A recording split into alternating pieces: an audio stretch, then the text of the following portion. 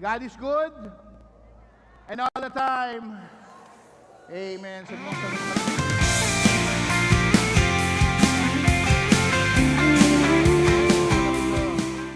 Kamusta ka?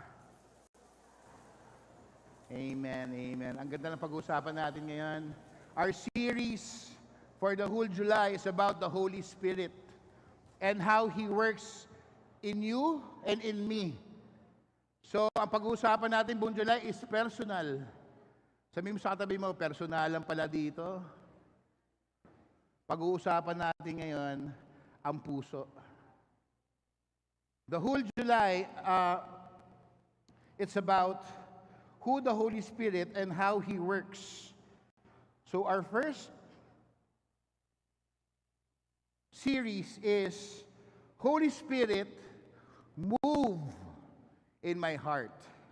Sabi mo, Holy Spirit, move in my heart. Taas yung kamay nyo. Sabi nyo, Holy Spirit, move in my heart. For the last time, seryoso nyo, lagay nyo na ang kamay sa puso nyo para pumasok. Sabi nyo, Holy Spirit, move in my heart. Ang puso pa naman ang pinaka-importante na bagay sa buhay mo. Sa biglang pagkatao. As human beings, your heart is the most important organ that was created inside you. Kasi the heart is the only organ that pumps blood in and out. That's why you have to take care of your heart. Sabi mo sa tabi mo. Kung asawa mo katabi mo, heart, take care of me. Kung wala ka naman asawa, sabi mo, hoy, lagaan mo yung puso mo. Kaya yung pusong yan, minsan may pusong bato. Pero huwag na natin pag-usapan yung pusong bato. Huwag kang matigas. Ang puso mo dapat malambot. Para you can receive, you can accept, receive and accept things around you. Pag napagsasabihan ka, ang unang tumitibok, hindi naman yung utak mo kasi nadidrain ka. Ang unang tumitibok yung puso mo kung tatanggapin mo yun o hindi. Kaya sinabi sa Bible, love the Lord your God with all your heart. Nauna yung heart. Mind. Itong dalawang magkaibigan eh. Heart, mind, tapos yung soul, saka strength. Huli na lang yung pagkatao. So, ang importante yung puso mo. Sabihin mo sa tabi mo, katabi ko, ayusin mo. Ilang beats per minute yung puso mo ngayon? Okay. Ezekiel 36, 26 to 27. I will give you a new heart and put a new spirit within you. And I will put my spirit within you and cause you to walk in my statutes. Palalambutin ni Lord yung puso mo, kapatid. Ready na ba kayo? Etong araw na to, tanggap nyo ba na lalambot ang puso nyo ngayon? May tanong, sino matigas ang puso ngayon? Sana ba na nagtaas ng kamay? Buti nila, masilaw. Sabi mo, huwag na matigas ang puso. Ulo pwede. Para pag naumpog ka, hindi ka masasaktan. Pero yung puso mo, yan ang lambutan mo lang. Relax ka lang. Tingnan mo yung puso mo, ganun mga. Tigas ba? Lambot lang. So in Ezekiel, He will give us a new heart. And the Holy Spirit has something to do with this. Nung si Jesus Christ nagpunta na sa heaven, at nagsabi na sa atin na I will not leave you orphans, I will send an advocate, a helper, which you will continue my work. And that is the Holy Spirit. May tanong pala ako sa inyo. Ano ang importante? Gift o talent? Fruits o gift? Ano importante? Bunga o regalo? Ang regalo, one time. Ang bunga, forever. The fruits of the Holy Spirit is love, joy, peace, patience, kindness, goodness, faithfulness, yung pinakahuli, gentleness, and self-control, and hope. Di, walang hope. Kita niyo yung fruits of the Spirit is the most important na mamumunga ka. Maganda yung may regalo ka, may gifts ka. Kaya lang ang maganda sa buhay natin, which the Holy Spirit has gave us, is these fruits, which is love. Number one is love. Tingnan mo yung katabi mo, sabi mo, I love you, with the love of the Lord. Eto naman si Pastor, puro I love you. Tumabi na nga ako kay, hope. Pero, yung love na yon may kasunod yon. Hindi lang love itself. Pero hindi mabubuo yung 8 fruits without love. Love, joy, peace, patience, kindness, goodness, faithfulness, gentleness, and self-control. Yung last, pinaka-favorite ko yung fruits na yan eh. Self-control. May control ka ba sa sarili mo? Sa traffic, mainit pa ba ulo mo, Joshua? Kayo pala. Mainit pa ba ang ulo nyo? Konting maganong ka lang, mainit ang ulo mo, tatawag ka na ng manager. Self-control. Hindi mo magagawa lahat yun kung walang love. Love you. So let us all declare, if you agree with this, say, Holy Spirit, move in my heart. He is giving me a new heart, transforming my life, and empower me to walk in God's way every day. You have to declare that. Amen. Ngayon po, sa araw na to, ang puso natin ang pag-uusapan. Alam niyo kung bakit? Kung wala ang puso, walang buhay. Parang si Jesus. Hindi tayo tinabla ni Jesus. Pag akyat niya sa heaven, may kakapalit ka agad. Kasi alam niya na ready na tayo. Sabi mo sa tabi mo, ready ka na ba? Alam niya na yung puso mo mapagbigay, mapagmahal, matiisin. Alam ni Lord yan. Kaya create in me a clean heart, O God, and you renew a right spirit within me. That's in Psalms 51:10. Ito po, many believers ask God to change their situation. Totoo po ba yun? Minsan tayo, ang hinihiling natin kay Lord, Lord, ibahin mo yung sitwasyon ko. Lord, ibahin mo yung sitwasyon ko. Ako lang po ba yun? Si Lord, kaya niyang gawin yung hinihiling mo. Kaya lang, short term. Pag naiba yung sitwasyon mo, meron na namang sitwasyon sa kabila. E paano na naman? Puro iba-iba ng sitwasyon. Di mag-ibang tao ka na lang. Ito ang before God changes your circumstances, He often changes your heart. Picturean niyo yan. Screenshot. Okay. Bago palitan ni Lord yung mga circumstances sa paligid mo, ikaw munang magbago. Yung puso mo muna, angal ka ng angal. Mainit ang ulo mo. Hindi, ikaw pala may problema, hindi pala sila. Hindi lang kasi nasusunod yung gusto mo, gagalit ka na. Ang tawag doon, pagbata, spoiled.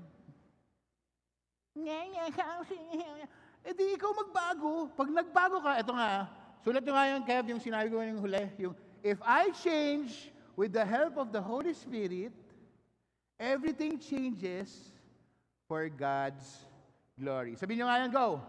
If I change with the help of the Lord, everything changes for... So, ikaw muna magbago. Bago magbago yung sitwasyon mo. Dahil pag nagbago ka, sure magbabagong sitwasyon mo na walang effort. Sa Bible, lahat ng character sa Bible, ganyan. Puso muna nila ang nagbago. Diba? Si David, si Peter, si Solomon, si Saul, si Paul, lahat po ng character sa Bible, ang unang nagbago, puso. Bago yung sitwasyon nila, bago sila itapon sa leon, bago sila itapon sa apoy, bago sila malunod, bago sila kalinin ng balyena. Di ba si Jonah? Ang consequence niya, kinain ng balyena. May iba ba niya yung sitwasyon niya? Nasa loob na siya ng balyena? Hindi. Nagbago ang puso niya, humingi siya ng sorry kay Lord. Lord, sorry, hindi ko na po ulitin to. O anong ginawa sa kanya? Dinura siya ng balyena. Pinapunta siya doon sa mission niya. Nagbagong circumstances because of his heart. Nagbago ang puso. Ngayon, may mga sitwasyon tayo sa buhay, sa opisina, sa eskwelahan, akala natin silang may mali. Check mo lang, baka ikaw. Baka yung ka-opisina mo na makulit, na talagang kinukulit ka, tapos binibigyan pa, o pare, baka hindi silang kailangan magbago, baka ikaw. Dahil pag nagbago ang puso mo, maiintindihan mo yung sitwasyon nila. Kaysa away kayo ng away, diskusyon ng diskusyon. Change your heart with the help of God. The Holy Spirit, first work is not our hands, but in our heart. So nung nandito na yung pinadala ng Holy Spirit, aayusin na ng Holy Spirit. Unang-una ang iyong at aking puso. Spiritual at literal. Bakit literal? Doktor ba yung Holy Spirit? Pwede. Spiritual, yung attitude mo galing sa puso eh. Yang minsang mabait ka, biglang meron ka palang pangil. Baguhin mo na. Galing sa puso yun. Nung minsang hindi ka lang nasunod,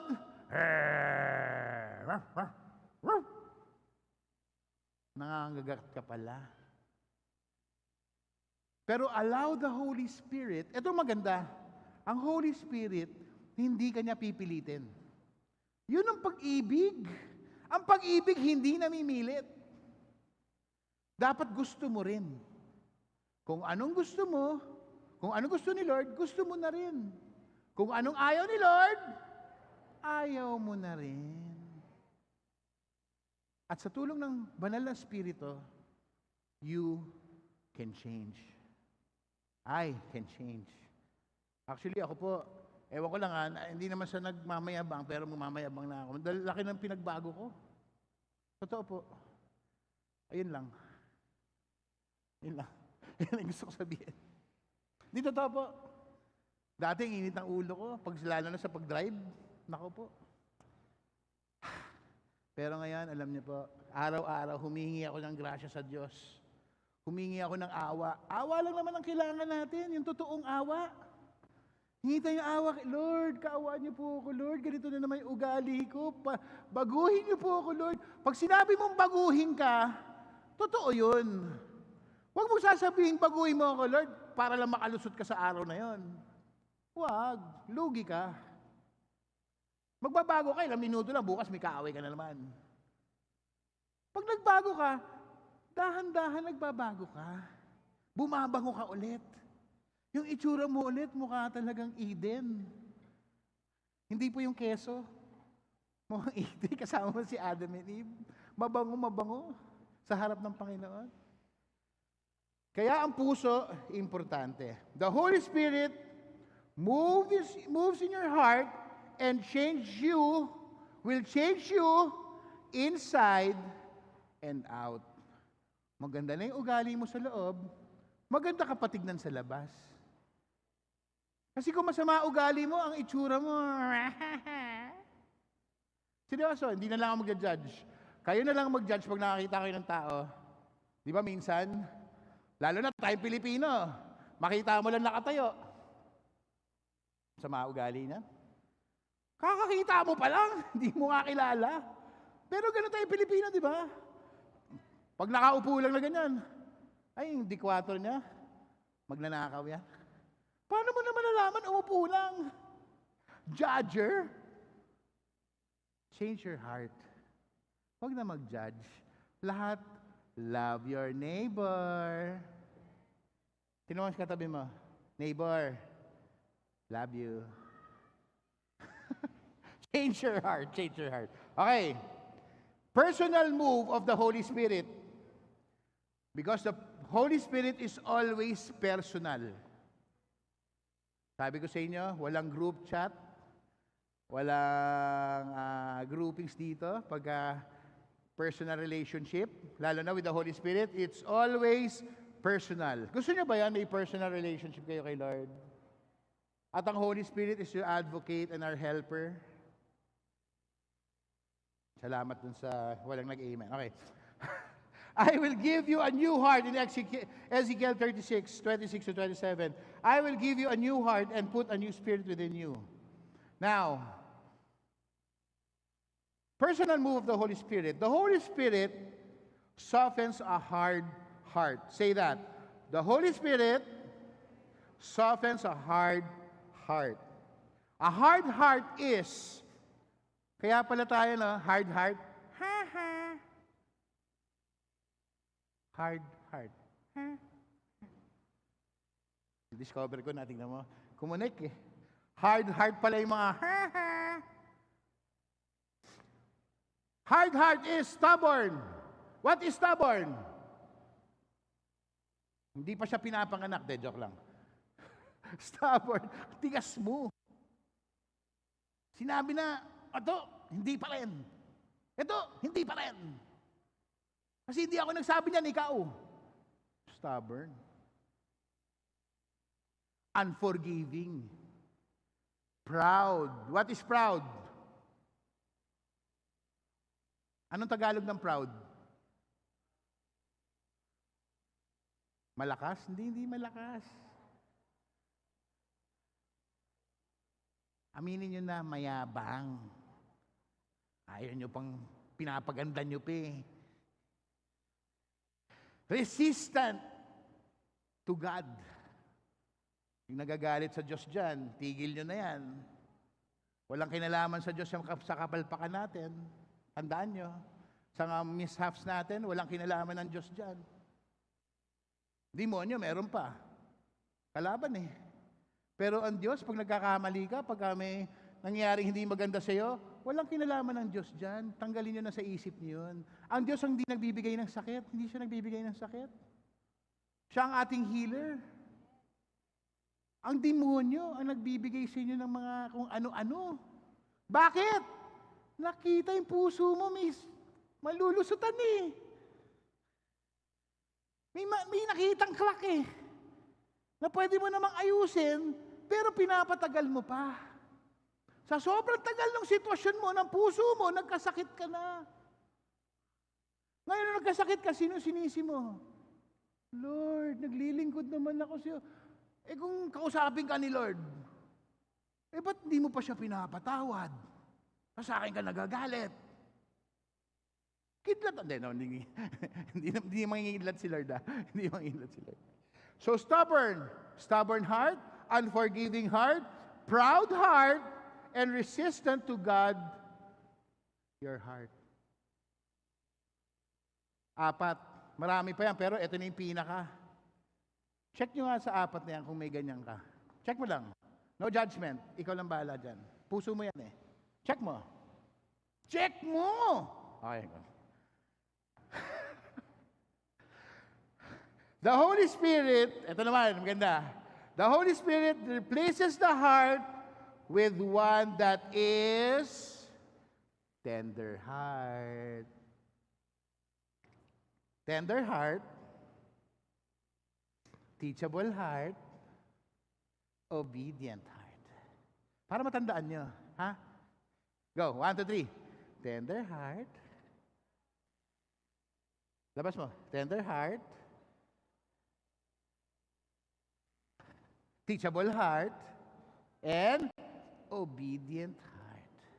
Kaya pag kumain kayo sa McDo, baka naman, mabait kayo. Para matandaan nyo. Tender heart. Teachable heart. Nga pala, yung McDo, laki na nung manok, ano? Grabe. Kumain kami kahapon. Hi, McDo. Hindi pala Jollibee. Anyway. Ang Holy Spirit will replace your heart. Ano mas gusto nyo? Tanong ko lang.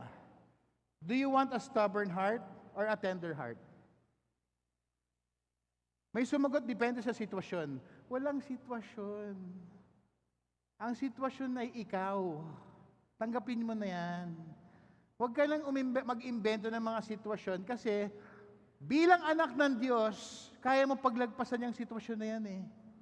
Lambutan mo lang ang puso mo. Proven na yan. Sa traffic, sa supermarket, sa restaurant na makukulit yung mga nagsaserve sa inyo, parang sila pa magaling, kakain ka ng alat, tapos hindi ko nakikwento kung ano nangyari kahapon. Yung mga sitwasyon na yan, andyan lang yan. Pero ikaw, may pagbabago. Huwag ka na tumawag ng manager. Huwag mo na kunin yung pangalan ng waiter na nang asar sa'yo, na hindi ka napagbigyan. Kumain ka na lang ng maayos. Mag-drive ka na lang maayos. Huwag mo nang habulin yung kumat sa'yo. Ngayon, pag may ginawa namang masama sa'yo, may mga batas naman tayo dyan. You can always call the police. You can always call the tulpos. Ewan ko. Sa sitwasyon nyo, ayusin din. Huwag din kayo papadihado.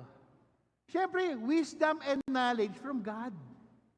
Yung mga sitwasyon na yan, kung talagang grabe, bigyan nyo ng batas. Pero kung kaya nyo namang pagbigyan na, palusutin na, bigay mo na. Sabi mo, bigay mo na. Check mo yung puso. Check. Okay pa? Okay. Anong gusto nyo? Unforgiving heart or teachable heart? Parang nagsabi isa, unforgiving. Patawarin mo na. Do you want to be proud or obedient? Yun ang kabaliktaran eh.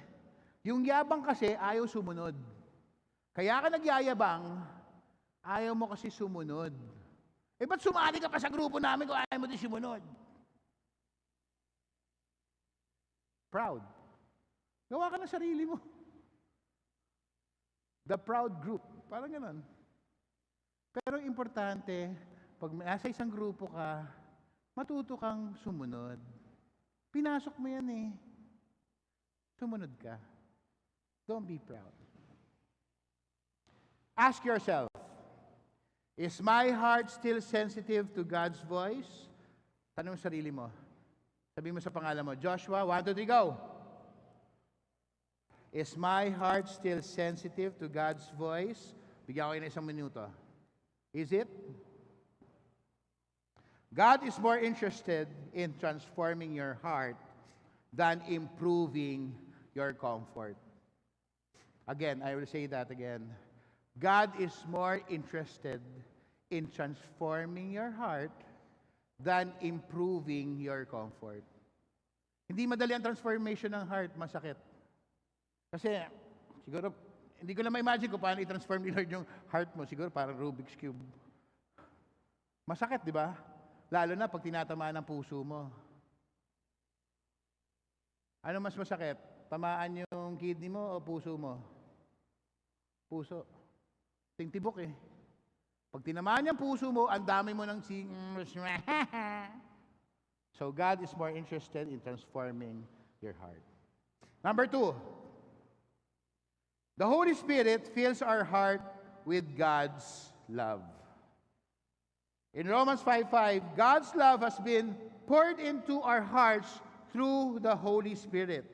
So when the Holy Spirit moves, listen, when the Holy Spirit moves, bitterness is replaced by forgiveness.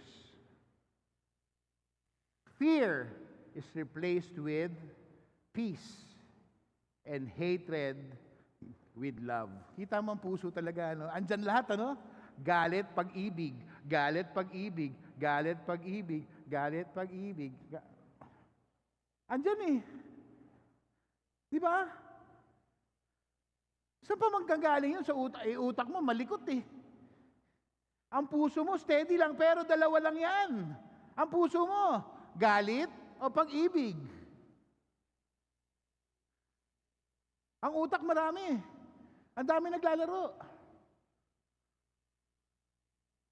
Pero nandito ang banal na spirito para tulungan ka. Alam niyo pa paano? Ask, and you will receive. Knock, and the door will be open. Ask the Holy Spirit. Holy Spirit, help me to understand. Boom, siya nang bahala. At, pag nagdasal ka, tanggapin mo. Kunyari, tinanong mo sa sarili mo, 1 plus 1, Holy Spirit, help me to understand. 1 plus 1, sabi ng Holy Spirit sa'yo, 1 plus 1 is 2. Hindi. Wow, nagtanong ka pa. Pipilitin mo rin yung gusto mo. Nagtanong ka pa sa Holy Spirit, alam mo naman pala na mas magaling ka. Tahimik nyo naman, grabe, parang... Kaya you ask the Holy Spirit every day. When you wake up, say, Lord, let your will be done in my life. Holy Spirit, help me this day. I am nothing without God. That's it.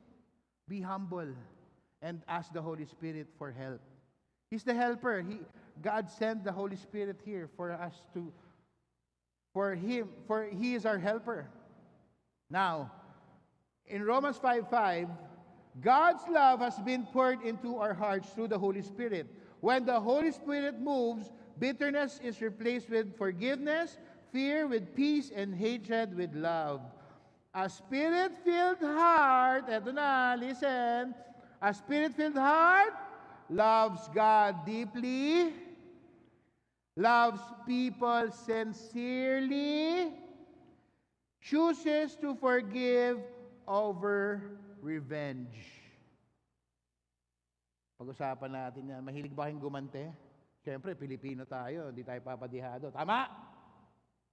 Ay, buti wala nag-amen. Testing yan. Testing yan. Di ba bilang Pilipino, hindi ka pwedeng makasat? Ang Pilipino, kailangan laging tama.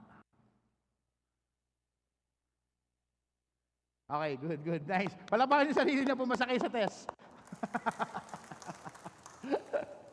Hindi. And serves with humility. Ganyan naman tayo Pilipino.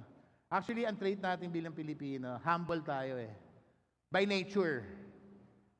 Kaya lang, nung pumasok na yung mga ang dami na, ang bilis kasi natin pumikap, no, bilang Pilipino. Do you agree? Bilang Pilipino, bilis natin kumuha ng mga kung ano-ano. Itsura, amoy, language. Ang bilis natin pumikap. Kaya nga tuwang-tuwa sa atin ang mga foreign lands eh.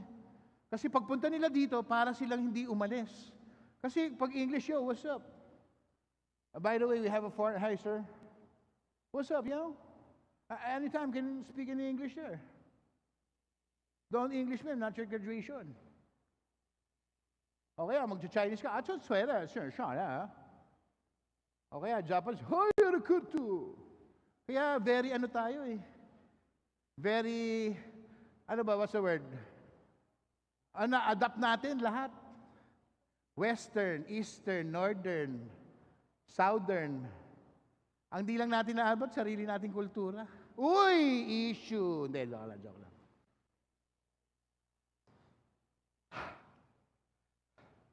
People may not always see the Holy Spirit, but they should see His love through your life.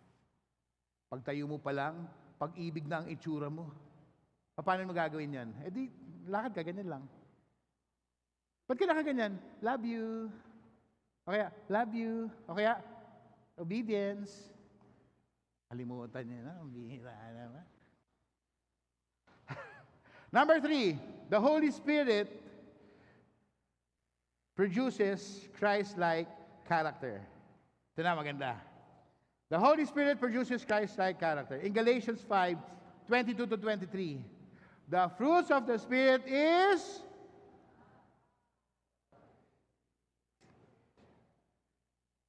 wow, sabay-sabay. and self-control. The evidence that the Holy Spirit is moving in your heart is not only spiritual gifts, but spiritual fruits. Again, the question, ano mas gusto nyo? Namumunga ka o may regalo ka? Parehong okay, di ba? Kasi baka anong regalo yun? From the Spirit, di ba? Holy Spirit. Pero, mas maganda yung namumunga ka araw-araw. Tinanim ka dito, namumunga ka. Hindi perfect, minsan may bulok. May her ka din. Hindi lang naman lahat her sa labas eh. Minsan ikaw din yung her. Yung fruits of the Spirit mo, mapait. Yung love, joy, peace, patience, mali ang pagkakatanim. Pero wag mawala ng pag-asa. There's always change. There's always change. If your fruits is bitter, throw it away. Palitan mo. Tanim ka ulit ng love, joy, peace, patience, kindness, mercy, self-control. Huwag kang papahuli sa prutas na aanihin mo. Pag ika'y nagtanim, meron kang aanihin. Mas maganda love lang eh. Di ba? Mas maganda umaani ka lagi ng love, joy, peace, patience, kindness, goodness, patience, self-control. Kesa, I hate him, I don't like him, whatever. Sakit sa puso nun. Kesa love, joy. Isa mo, pag naglalakad ka, maganda ganyan lang. Ay, lalakad ako everyday. Love, joy, peace, patience, kindness. Uy, nadapa. Patience, kindness, self-control. Di ba mas maganda? Yung mga tao, nakikita ka, ano nangyayari sa kanya? Ba't ang saya-saya niya? Anong meron sa kanya? Eh di love, joy, peace, patience, kindness, goodness, gentleness, self-control. Eh ikaw, anong meron? 450.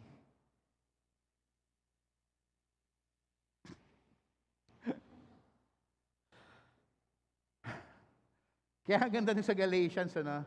Yung fruits of the Spirit. Meron ba kayo nun? Fruits of the Spirit? Be honest, taas yung kamay nyo kung meron kayo nun.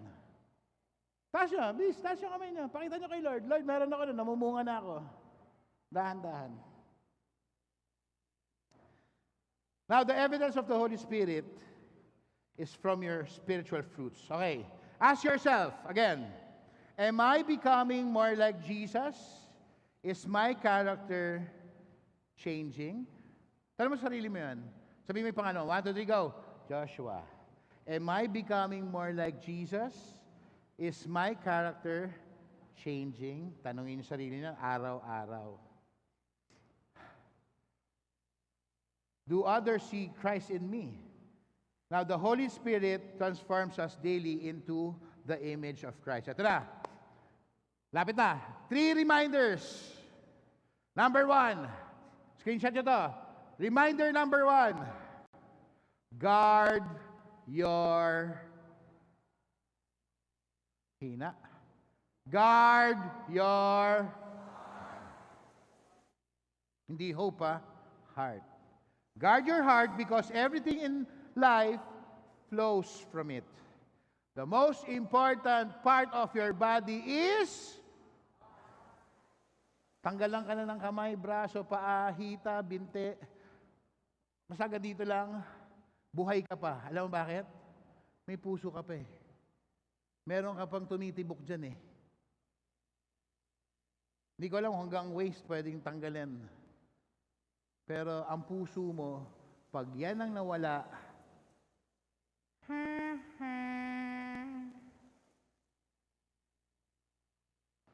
guard your heart. Because everything flows from it.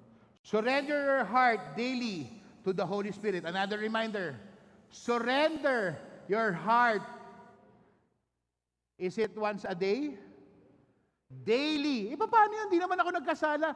Hindi naman usapan na nagkasala ka eh. It's the humility. We're talking about humility. You always give your heart to the Lord every day. Sa trabaho mo, bago ka pumasok sa trabaho, bago ka mag-drive, bago ka maligo, bago ka magising. Paano yun? Tulog ka pa. O bago ka pagising mo, ibibigay mo yung puso mo lagi kay Lord. From start to finish, hanggang matulog ka ulit. Si Lord kasama mo matulog, Holy Spirit. Ang sarap nun, di ba? Bibigyan ka ng dreams. Pag may tumawag sa'yo, Samuel. Hindi naman Samuel pangalan mo, huwag kang tumayo. Pero ang kasama mo, sa pagtulog mo, ang kapayapaan ng Diyos. Yung sa buong araw na nangyari sa'yo, sa mga her na kasalubong mo, ang sarap pali ng tulog mo. Kaya wag kayong magagalit kung sinasabing ang lakas mong humilik. Ang sarap ng tulog ko eh. Pag di ako humilik, doon ka magtaka. Dami mong iniisip siguro nung pag di ka humihilik. Promise. Di ba? Tapos yung pwesto mo, yung una mo nandito, pero yung ulo mo nandito. Yun ang masarap ang tulog. Nung minsan nga, nagbabiyahe kami. Si Jonavic saka si Jassy sa likod, nakabalaan na gano'n, tapos gumagano-ganon yung ulo sa ano. Sabi ni G, gisingin mo yung anak mo. Huwag yan nga yung masarap ang tulog, yung gumagano yung ulo, tapos di nagigising. Yun ang Holy Spirit. Hanggang sa pagtulog mo, relax ka. Pero may nangyari sa'yo. May mga her na nangyari sa paligid mo nung araw na yon. Pero pagtulog mo, hindi ka nga nakapag-toothbrush, relax ka pa rin. Ang importante, simula sa umaga, kung ano mangyari sa gitna ng hapon, pagdating sa gabi, relax ka because of the Holy Spirit who's in your heart, who's moving inside your heart. Always.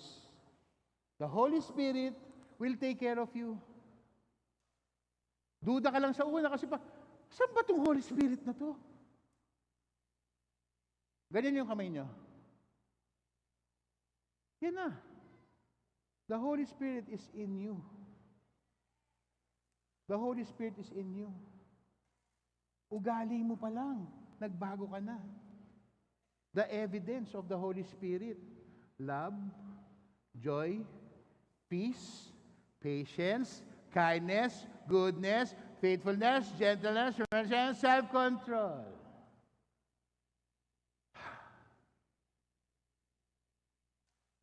God is not simply looking for gifts. He's looking for surrendered hearts. Yan ang kailangan ng Diyos sa atin. Yung puso mong hindi mayabang. Yung puso mong dalisay. Di ba may kanta tayo na, pusong dalisay ang aking nais. Naninalan mo para sa akin. Pusong dalisay ang aking nais. Para sa akin. A heart that hears your word, that sin may not come in. A heart that's undivided, the one who reigns. A heart that keeps compassion, that brings me to my Lord. A sweet aroma of worship that rises through your throne. Kaya po, sige po.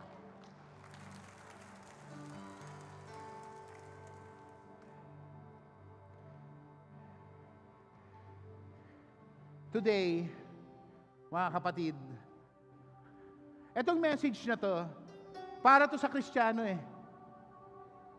Para to sa Kristiyano. May mga first-timer po ba tayo? Sa mga first-timer natin, taas ang kamay niya. First-timer, yung unang-unang nakapunta dito. Sa mga first-timer po natin, Jesus loves you. Kung tanggap niyo yun na Jesus loves you, kasama ka na dito. Pero itong mensahe ito, para to, paalala sa ating mga Kristiyano. Hindi porket Kristiyano ka, perfect ka na. Usually nga, sinasabi ng iba, nung naging Kristiyano ako, mas lalong naghirap ang buhay ko. Hindi po totoo yun. Hindi naghirap ang buhay mo. Bumukas lang ang isip mo dun sa mga taong nagpapahirap sa'yo. Kasi dati yung mga taong yun, kinukutya ka, dinadown ka, wala kang pakialam. Nasasaktan ka na pala.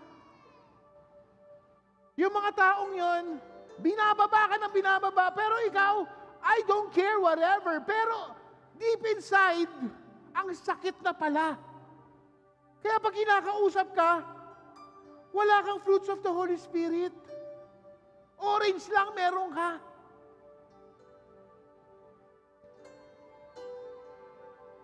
Kaya ngayon natanggap mo na si Kristo, nalaman mo na ang krus ng Kalbaryo, na mahal ka ni Jesus. Binukas niya ang isip mo with the help of the Holy Spirit. Dahil alam mo na yung mga taong ito nakakasakit sa'yo at hindi nakakatulong sa puso mo. Pero nung nalaman mo si Jesus Christ loves you so much, He gave His life for you just to be free. Alam mo na proprotektahan mo na yung puso mo. Kahit saktan ka nila, kahit i-down ka nila, siraan ka nila. Love, joy, peace, patience, kindness, goodness, faithfulness, self-control. Meron ka na nun. Hindi ka na masasaktan. Magpapatawad ka na. Kaya sa oras na to,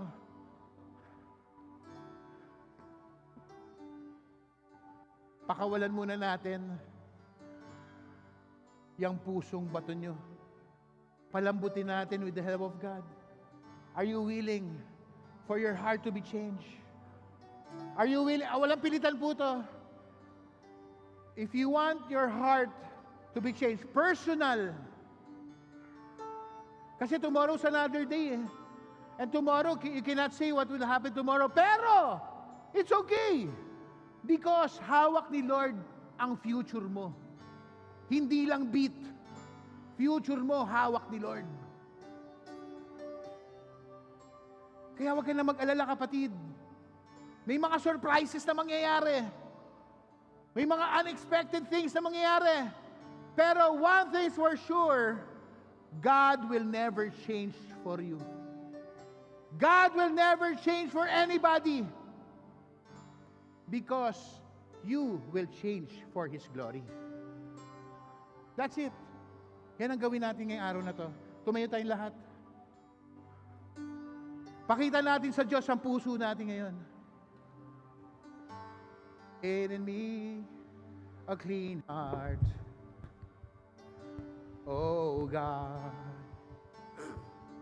and renew a right spirit within me. Sige po, lagay niyo yung kamay sa puso niyo, isa sa taas. Pray, kumonect tayo kay Lord. Clean heart, oh God, and renew a right spirit within me.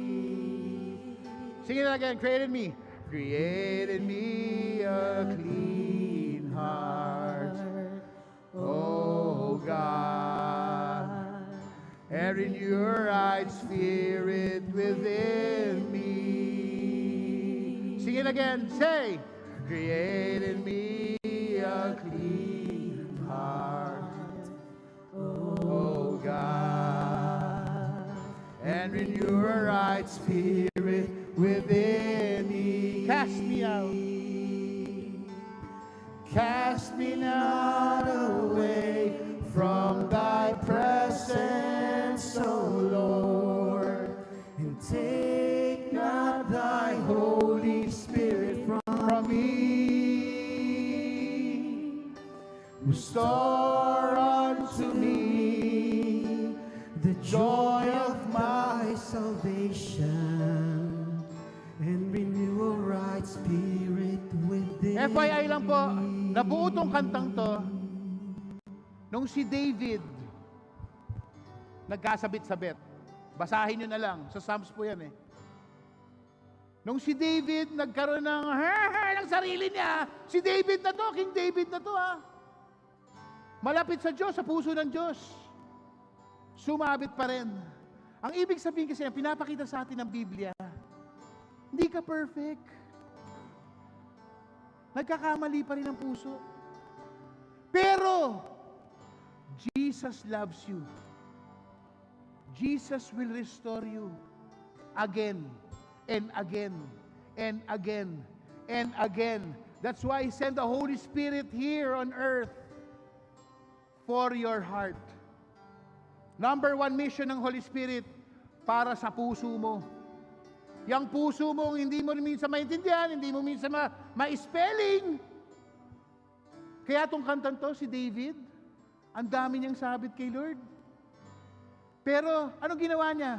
Nagyabang ba siya? Hindi. Nagawa niya yung salmong to. Sinabi niya, "Create in me a clean heart, O God."